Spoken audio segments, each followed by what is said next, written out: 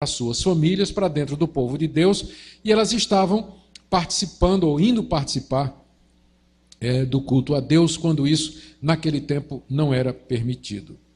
O segundo pecado denunciado aqui era o divórcio. Divorciar-se sem nenhuma razão válida, só com o propósito de se casar com essas mulheres estrangeiras. Parece que até alguns sacerdotes estavam praticando isso também. Então, tudo isso aqui é denunciado por Malaquias no contexto do culto. E eu penso que esses dois assuntos são da mais alta relevância para nós hoje, não é? A questão do casamento misto, não é? Ou, quando eu falo misto, é do crente com descrente. E a quebra da aliança com o divórcio. Também o divórcio é um problema hoje muito sério. Vamos ver o que é que nós podemos aprender aqui hoje à noite, com a graça de Deus. Em primeiro lugar, então, a questão dos casamentos mistos, que vai do verso 10 até o verso 12. Malaquias começa, Deus, na verdade, falando através de Malaquias, embora aqui a palavra é do próprio profeta. O profeta aqui está argumentando com o povo, e ele começa com uma pergunta.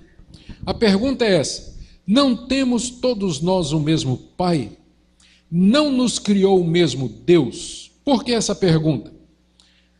Não tem uma resposta fácil, mas tudo indica que ele está querendo dizer o seguinte: o mesmo Deus que nos criou, nós, os homens judeus, foi o mesmo Deus que criou também as mulheres judias, as mulheres do povo de Deus, as mulheres israelitas.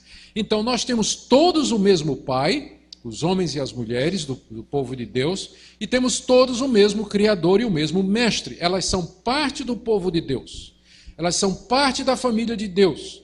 Elas estão diante de Deus tanto quanto nós. Não nos criou o mesmo Deus, o mesmo Pai. Desculpem, não temos nós o mesmo Deus, não nos criou o mesmo Deus.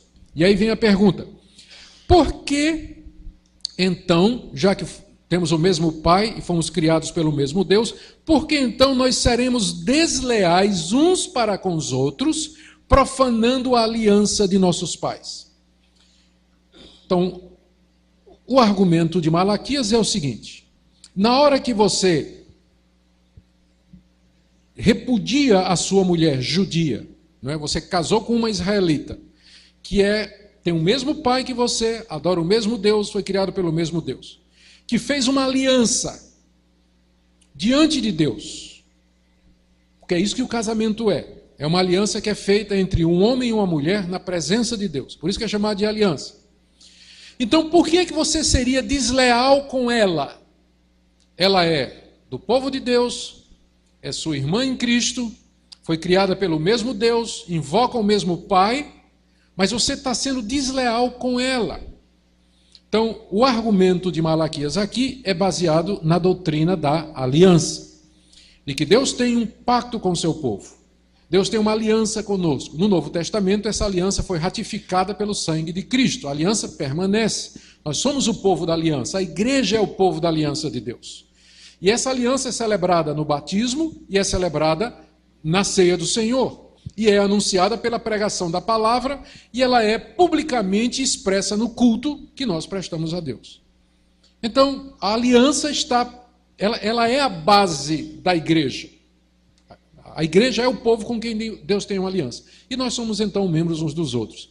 Na hora que nós estamos quebrando a aliança que fizemos no casamento com esse Deus, repudiando a nossa mulher, para casar com outra que não é da aliança, nós estamos sendo desleais. É isso que ele está dizendo aqui no verso 10. Vou repetir a passagem. Não temos todos nós o mesmo Pai, está falando dos homens e das mulheres. Não nos criou o mesmo Deus.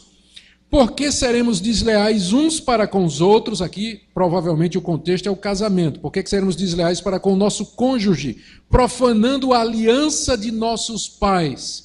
Ou seja, a aliança que Deus fez com os nossos pais e que nós ratificamos e celebramos também no casamento. Aí ele diz por que está fazendo essa pergunta no verso 11. Judá tem sido desleal e abominação se tem cometido em Israel, em Jerusalém, porque Judá profanou o santuário do Senhor, o qual ele ama, e se casou com a adoradora de Deus estranho. Então, esse era o problema, não é? Tudo está resumido aí no final do verso 11, quando ele diz que Judá, o Judá aqui é uma expressão que designa todo o povo de Israel, se casou com a adoradora de Deus estranho.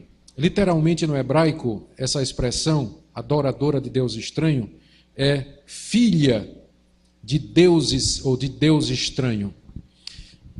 E faz sentido. Nós não dizemos que somos filhos de Deus. Os pagãos também são filhos dos seus deuses. Então, o ponto aqui, a deslealdade que Malaquias aqui está apontando, é que os filhos de Deus se casaram com filhas de deuses estranhos, quebrando a aliança. Isso nos remete lá para Gênesis 6, vocês se recordam daquele episódio, em que diz que Deus se entristeceu grandemente e se arrependeu de ter criado os homens, porque os filhos de Deus começaram a casar com as filhas dos homens. Essa mistura. O problema não é que Deus é preconceituoso, nem nós. Trata-se de manter pura a religião que Deus nos deu. E uma vez que essa religião é enfraquecida com a entrada de pessoas na família que não partilham da mesma fé, pode haver, então, o enfraquecimento da religião. Imagine o que é criar os filhos, você crendo em Deus e no Evangelho e no Senhor Jesus, mas a sua esposa ou o seu marido não. Levar para a igreja, instruir, educar, enfraquece o cristianismo, enfraquece a igreja à medida que existe essa mistura. Eu preciso ter cuidado aqui para não dar a impressão de qualquer preconceito, desprezo ou pensar que nós somos um povo superior aos pagãos, porque isso não é verdade. Nós somos seres humanos iguais, passamos pelas mesmas necessidades, mas a questão é que eu tenho uma religião que eu considero a coisa mais importante da minha vida e que eu gostaria que meus filhos andassem nesse caminho e que eu preciso de alguém que pense como eu para educar os filhos no caminho, conduzir a família nesse mesmo caminho. Se trata disso.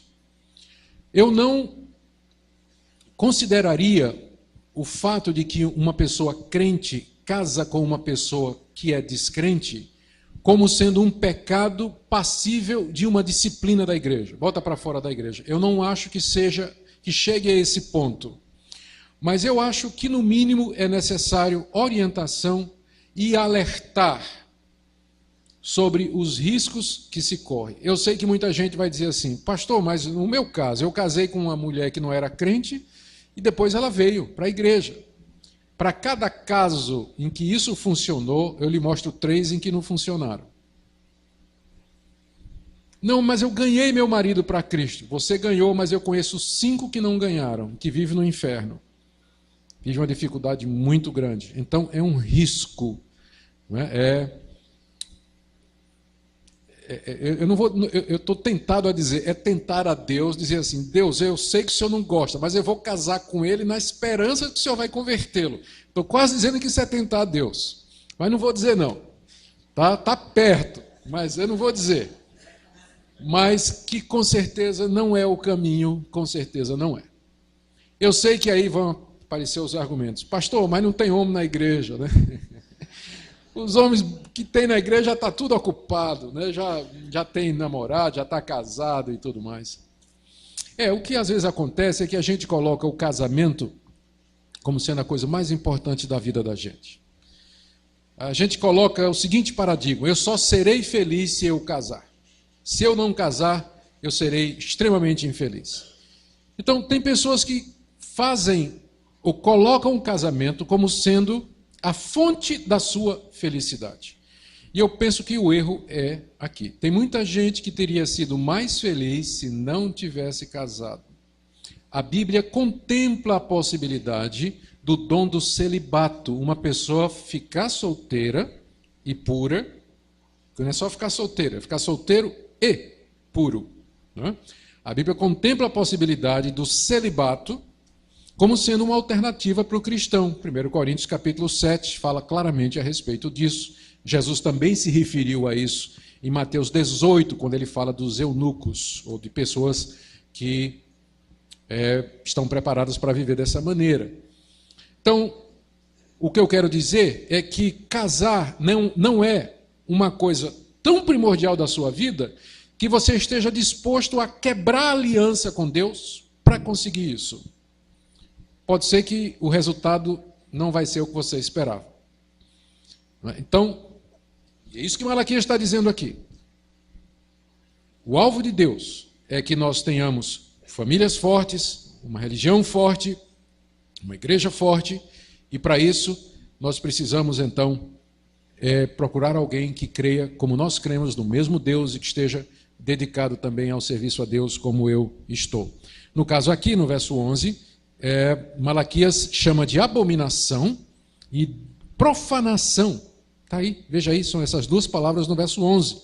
Judá foi desleal, porque foi casar com adoradora, filha de Deus estranho, cometeu abominação e profanou o santuário. Por que profanou o santuário? O santuário era o local onde o culto se realizava. Então tinha uma lei que impedia que se trouxesse os gentios para dentro do santuário.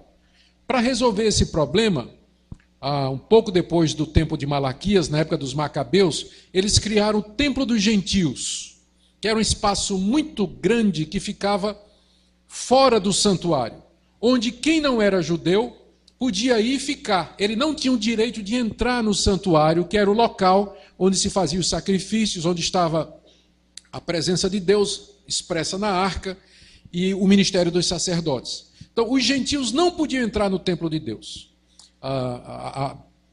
Se não me engano, há uma informação arqueológica que diz que os judeus até mesmo botaram uma plaquinha na entrada do santuário, não é, avisando aos gentios que se eles passassem daquilo ali, eles seriam mortos. Então, tal era o zelo que eles tinham pelo santuário. Então, pelo que Malaquias está dizendo aqui, os sacerdotes ou o povo de Israel estava levando essas mulheres pagãs para dentro do santuário, o que seria então uma profanação do culto a Deus. Essa é uma das coisas que eu acho que não passou para os nossos dias. Eu não creio que você estará profanando, em primeiro lugar porque nós não temos mais santuário, não é? O povo de Deus é o santuário de Deus. Nós não temos mais um local, um edifício, uma construção que a gente chame de santuário, porque isso era o templo do Antigo Testamento, que era simbólico e típico da igreja. Nós não temos mais um santuário. E também Deus acabou com essa separação entre judeu e gentio. Qualquer pessoa em qualquer lugar que professe o nome de Jesus em espírito e em verdade, esse é povo de Deus, independente da sua raça. Então, eu não considero uma profanação do templo você trazer e convidar para o culto o seu cônjuge que não é crente. Não creio que isso se aplica para os nossos dias, porque muita coisa mudou aqui. Não temos mais santuário, não temos mais a distinção entre judeu e gentio, e assim por diante. Todavia, o princípio permanece o mesmo. A gente pode não chamar de profanação, mas com certeza não vai ajudar o fortalecimento da igreja. Pode trazer para ser evangelizado, ouvir a palavra de Deus, se tornar um de nós, amém. A igreja abraça, chama, quer e traz a todos. Mas pode ter certeza de uma coisa, de que casamentos dessa natureza, eles acabam enfraquecendo a vida familiar, enfraquecendo a igreja de Deus e trazendo uma série de dificuldades. Eu quero dizer também que não é o pecado sem perdão.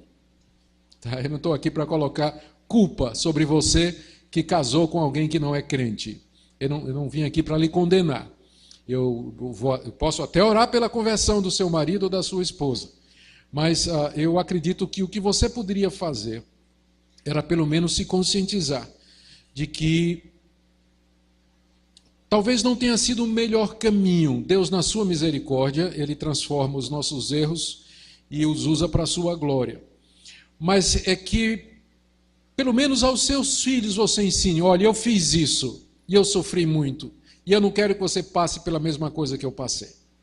Pelo menos aos seus filhos você ensine o caminho do Senhor corretamente, para que eles não sigam o mesmo caminho, talvez, que você tenha seguido. Então, isso